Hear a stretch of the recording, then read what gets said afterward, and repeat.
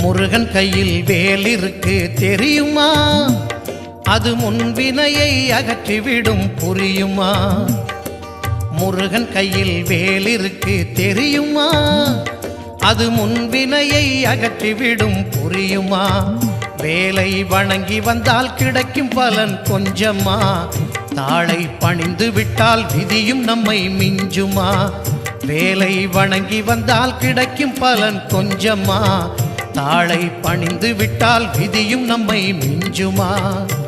அந்த முருகன் கையில் வேல் இருக்கு தெரியுமா? அது முன்வினையை அகற்றிவிடும் புரியுமா?